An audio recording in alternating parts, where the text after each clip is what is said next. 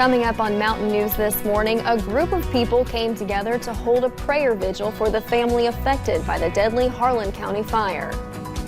Plus, 2 first responders in Virginia had to ride out severe weather inside their ambulance on Sunday. And officials with the Centers for Disease Control say the number of measles cases in the United States has hit 695 in 22 states.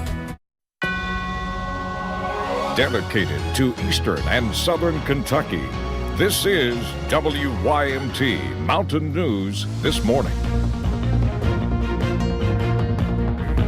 Good morning, I'm Taylor Upchurch. Today is Thursday, April 25th.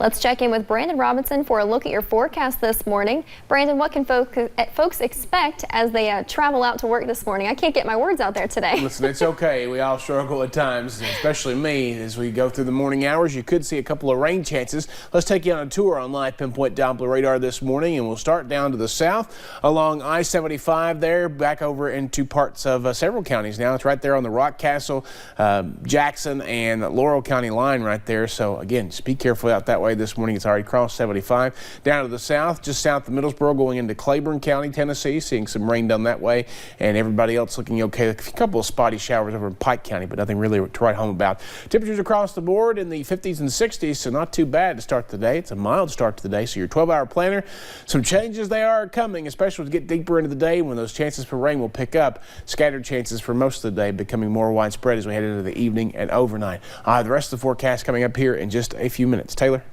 Thanks, Brandon.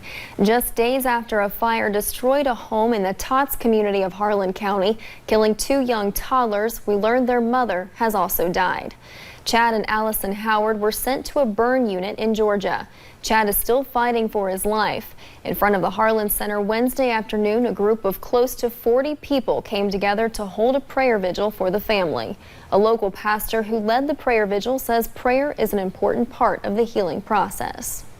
We got the news earlier about Allison, and it's just this entire week has been very difficult. And but we believe that maybe by just being able to come together, and if anyone had anything they'd like to say, you know, that this may be a time that they can share their feelings, and then of course come together in prayer. Several local groups are raising money for the family and their medical expenses.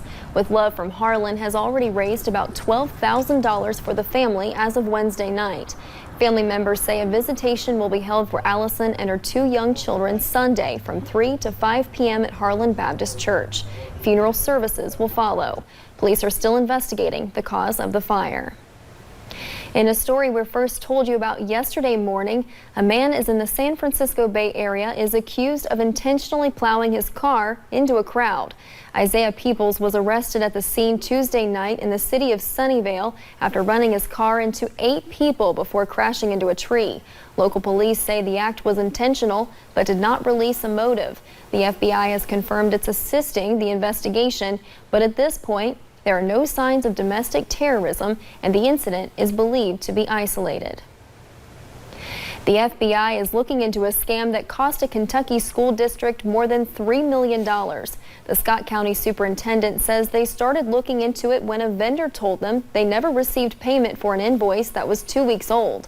As they investigated, they found they fell victim to a scam email with fraudulent financial documents. It was supposed to pay a single invoice to a single vendor. School officials say nothing seemed fishy about it.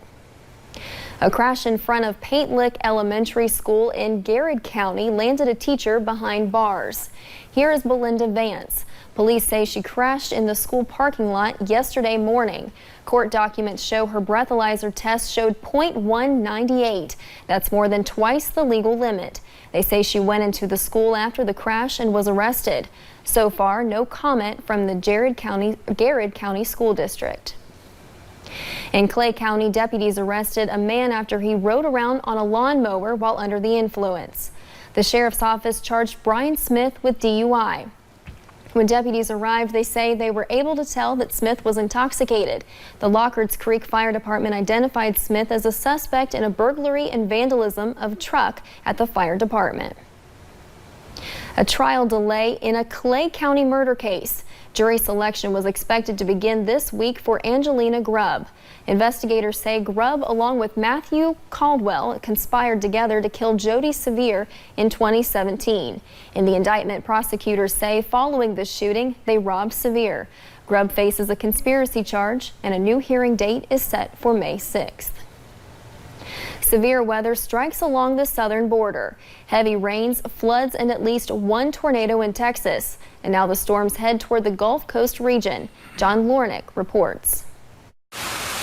Vicious weather, including hail, bringing havoc to parts of Texas. It looked like looking into a washing machine out the window. Residents of Leander are left to pick up the pieces after powerful storms tore through. It was chaotic and a lot of stuff just kind of ruined. People are bummed. The Dallas-Fort Worth area also feeling the brunt of the storms. City of Dallas and our teams, City of Dallas Stormwater, and then our teams are working. Got a pump crew out here to get this water out of here. Flooding in the bottom level of the city's airport parking garage closest to the terminal, affecting dozens of cars. An unfortunate situation, something we're very sorry about.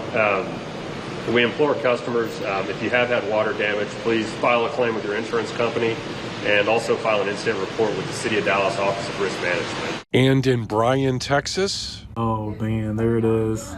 A tornado. At least 3 deaths confirmed by this system. In Erath County, a mother and her 2 children drowned after their vehicle was swept away by floodwaters. The National Weather Service says these storms are heading east, arriving in the Gulf Coast region Thursday and parts of the East Coast on Friday.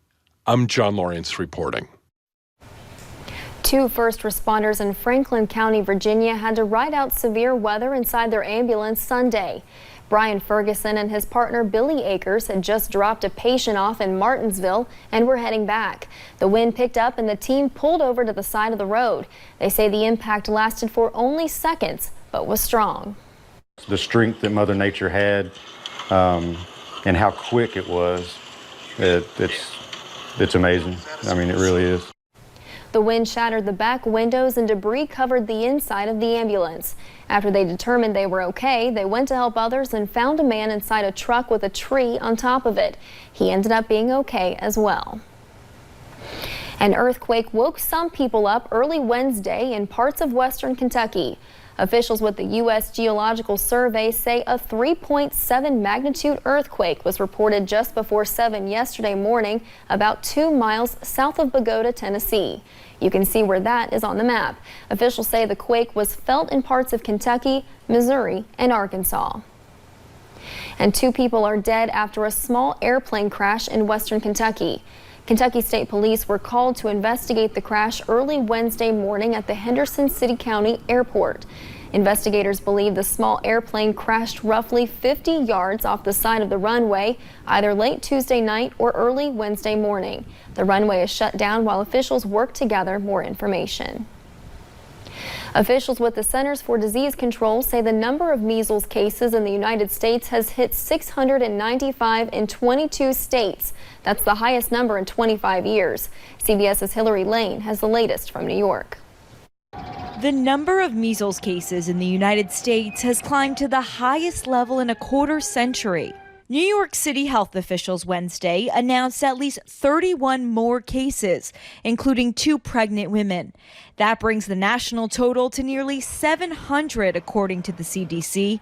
This is the worst year for measles since 1994, with 8 months to go. When parents decide, you know what, I'm not going to immunize my kid, they're not only rolling the dice for their own child, they're rolling the dice for other people, for babies under the age of 1 who can't get immunized, for people with cancer, people with immune systems that aren't functioning correctly, and for those 2 pregnant women. Health officials are blaming misinformation about the vaccine, which is considered safe and highly effective. When you see a disease that is preventable with vaccination, it is somewhat disheartening. Measles is highly contagious.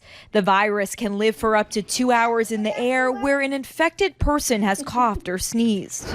The majority of cases in this year's outbreak are in New York State, and most cases have occurred in Orthodox Jewish communities. I think people assume that measles is just another childhood infection. Measles can be very deadly and can cause a lot of permanent damage to your child.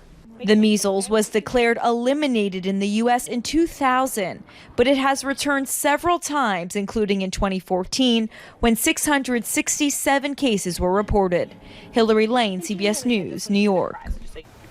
The CDC recommends all children get the first dose of the MMR vaccine around 1 year. The second dose is given at 4 to 6 years old.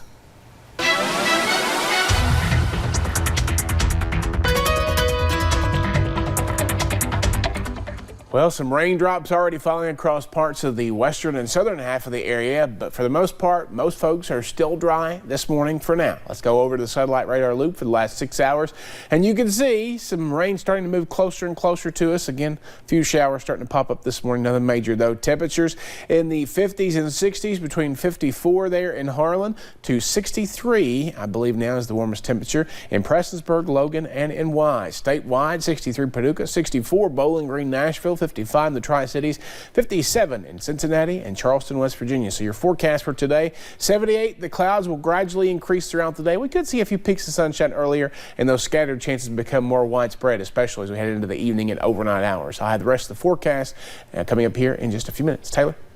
Thank you, Brandon, and thanks for joining Mountain News this morning. More news is on the way.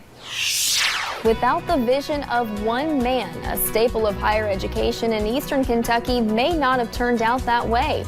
We'll share his story. And the Easter Bunny has a very special meaning in one Nevada household. We have the heartwarming story on the way.